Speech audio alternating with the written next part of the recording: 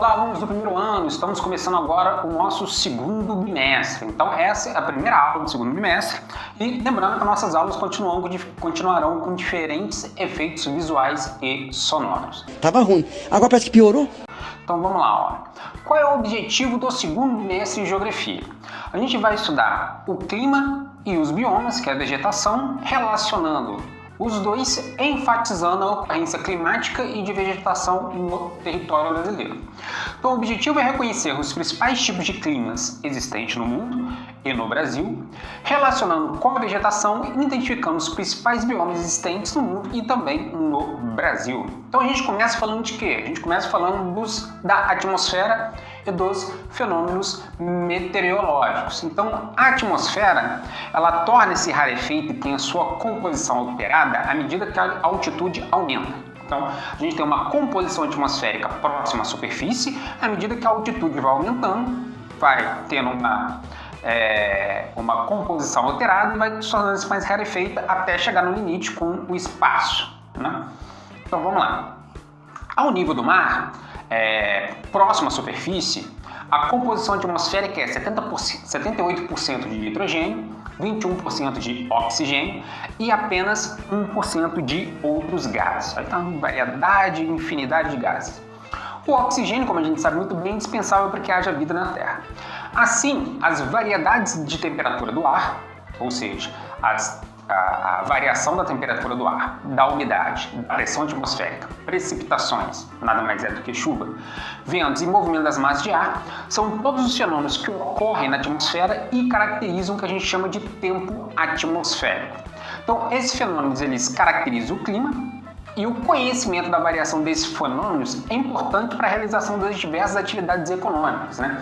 Desde a agricultura, a criação de animais, a nossa vida em sociedade. Então a gente tem aqui a questão das camadas da atmosfera. Então a gente pode reparar aqui que próximo à superfície terrestre a gente tem a troposfera. Então é na troposfera que tem as mudanças climáticas, né? Então ela varia aí até 12, 15 quilômetros de altitude, até mais. A gente tem a estratosfera, onde está a camada de ozônio. A gente tem a mesosfera, a termosfera, onde acontece a aurora boreal, etc.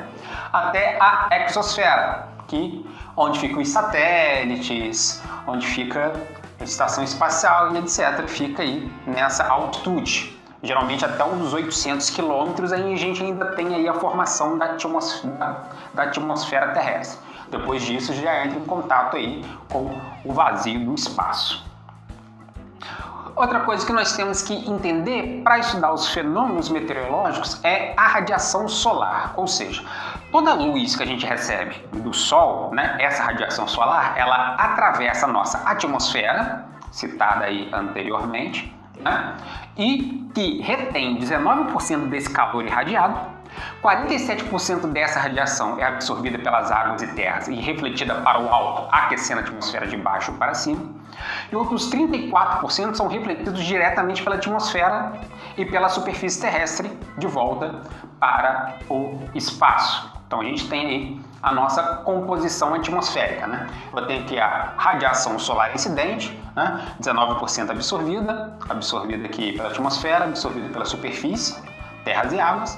Aqui já é refletida por nuvens, aerossol e gás atmosféricos, e aquela que é refletida pela superfície terrestre, né? E aqui é a saída de radiação longa, né?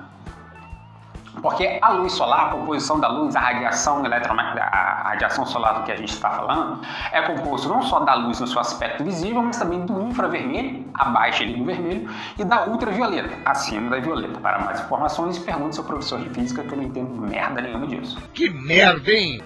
Tá joia? Aqui a gente tem então as composições aí da atmosfera e dos fenômenos meteorológicos. Ao falar dos eventos meteorológicos, ao falar do clima, a primeira coisa que a gente tem que entender é como é que o ar circula. Então a gente vai analisar primeiro a circulação geral do ar, que é o movimento do ar atmosférico, que vai depender das diferenças de temperatura entre as zonas climáticas, que formam as zonas de alta pressão e as zonas de baixa pressão. Por que existe essa diferença de zonas climáticas? Porque a radiação solar sobre o planeta não se dá com a mesma intensidade. Então a gente tem uma radiação solar direta e indireta próxima ali do Equador. Na medida que vai afastando para os polos, a quantidade de luz solar abrange uma área maior, né?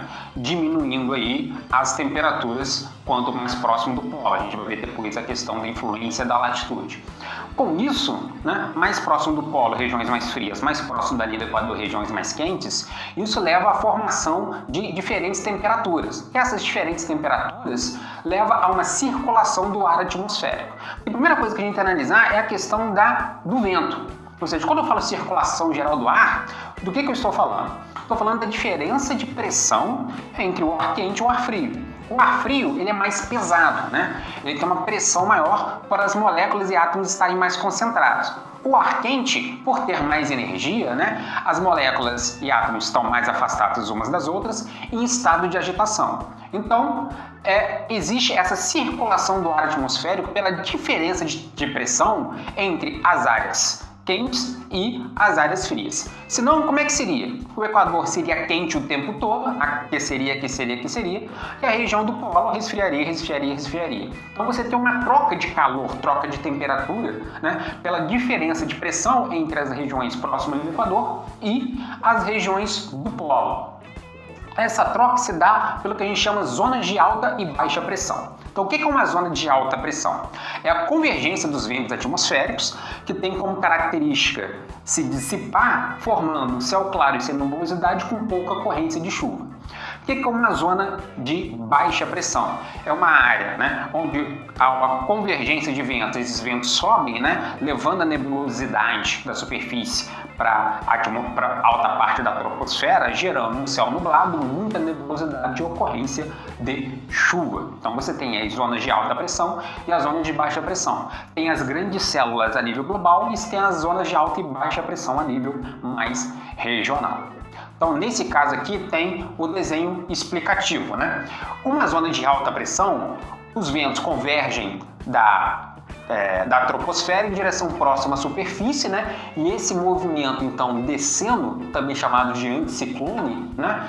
O vento vai descer gerando uma alta pressão e vai formar uma dispersora de ventos. Já na zona de baixa pressão, eu tenho uma área de convergência. Os ventos mais próximos da superfície terrestre, que são mais quentes, né, eles convergem em determinado ponto, subindo, né, aí o ar vai esfriando, gerando uma área de nebulosidade na zona aí de baixa pressão. E aqui você tem um outro desenho mostrando aí os centros de pressão. Então, a zona de alta pressão, né? O ar denso desce e aquece, não há precipitação, né? Cadê? Vamos começar por aqui, ó. Na zona de baixa pressão, para seguir o desenho aqui, né? Seu burro. O ar sobe, arrefece, condensa e chove. Então, a próxima superfície que é quente, porque é a superfície terrestre que aquece o ar, esse ar sobe, se arrefece, condensa e chove, né? Esse ar vai se deslocando e à medida que ele está no alto, longe da superfície terrestre, ele vai esfriando. Quando ele esfria, né, ele se torna mais denso e aí ele pesa, ele vai descer próximo à superfície terrestre, né? Esse ar frio, ao descer, aumenta a quantidade de ar nesse ponto e com isso a pressão nesse lugar, por isso uma zona de alta pressão. E aí o vento se desloca, o ar ao aquecer próximo à superfície terrestre, ele eleva-se, o peso diminui, criando uma zona de baixa pressão. É assim que funciona a circulação do ar atmosférico. Então, quando alguém te perguntar assim, o que é o vento, nada mais é do que o deslocamento do ar por diferença de pressão. Simples assim. Dentro dessa circulação geral do ar, entre as zonas de baixa e alta pressão, a gente tem a classificação da circulação geral do ar na circulação primária e na circulação secundária e terciária. Então, o que é a circulação primária? Ele vai determinar as zonas climáticas e o padrão global dos climas. Destaque-se os ventos de alísio e contralísio, a gente vai ver no mapa daqui a pouco. Assim, próximo ao Equador, tanto no hemisfério norte quanto no hemisfério sul, por ser uma zona de baixa pressão, eu tenho uma convergência ali de vento, gerando a zona de convergência intertropical, para onde se dirigem os ventos de alísio, tanto de nordeste quanto de sudeste. Então, as células de circulação de ar global é a circulação primária. Já a circulação secundária e terciária é aliada a outros fatores, mais regionais e localizados, diferença de relevo, latitude, a proximidade do mar, influência das correntes marítimas, etc., vai determinar os climas regionais e seus subtipos dentro desse padrão de circulação primária, né?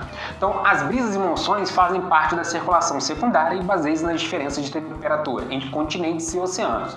Tem uns ventos que a gente fala, né? Vento minuano no Rio Grande do Sul, Buran na Sibéria, o Mistal na França, o Siroco na Grécia e na Itália. São circulações de ar regional que vai dar uma característica de climas regionais e seus subtipos em relação à circulação primária.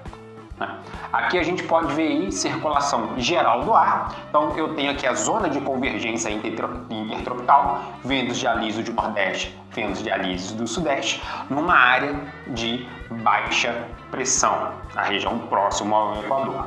Já nos paralelos 30, né, é uma área de alta pressão dispersora de ventos, né? E aí as células polares são áreas de alta pressão conversora de ventos. Então aqui tem um desenho das células, né? A célula tropical são duas, também chamada de célula de Hagley, joia? A célula de média latitude, tanto no hemisfério sul quanto no hemisfério norte, e as duas células polares, a célula do hemisfério norte e a célula no hemisfério sul aqui direitinho, mostrando aí as diferentes zonas de alta e baixa pressão, né? E aí seria a circulação do ar atmosférico, né? Os ventos alísios sudeste de vermelho e alísios de nordeste de verde, na convergência aqui na linha do Equador, nas zonas de baixa pressão. Eu tenho, né, os ventos de oeste saindo tanto para o sul quanto para o norte, que convergem com os ventos polares nas zonas de baixa pressão próximo ao polo, que seria mais ou menos isso daqui, né? Então, próximo à linha do Equador, eu tenho as zonas de baixa pressão.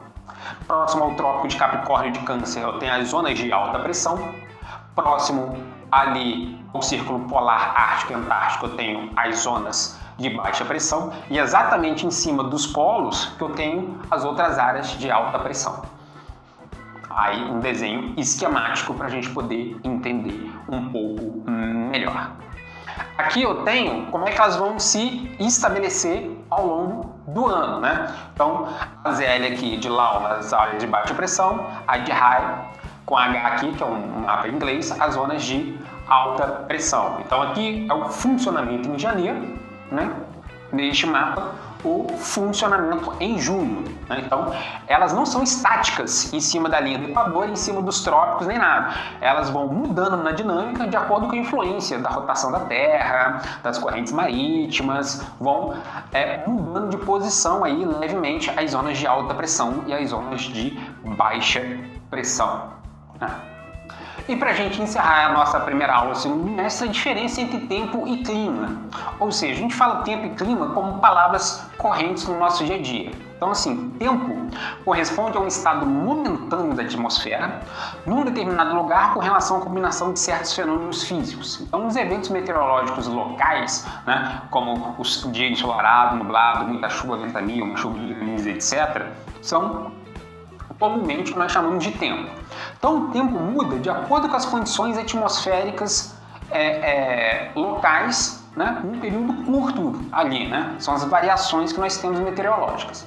Já o clima corresponde a um comportamento do tempo em determinado lugar durante um longo período, uma sucessão de diferentes tempos. Então, geralmente, um mapeamento de 30 a 40 anos para você determinar o clima daquele local, né? Se em julho é mais seco, se em janeiro chove mais de acordo com as estações do ano, se isso é recorrente ao longo do tempo, né, do movimento de translação do ano, a gente fala, então, de um padrão climático. Então, tempo, período curto, os eventos atmosféricos locais, que se dão ali sol, chuva, calor, frio, vento, granizo, etc. E se você tem um clima, que é o comportamento desse tempo, monitorado ao longo durante um período longo, da qual eu consigo classificá-lo dentro de um determinado padrão. Tá joia? Encerramos então nossa primeira aula do segundo bimestre, tá? Dê o seu like, se inscreva no canal, escreva lá seu comentário que depois eu respondo para vocês. Até a próxima!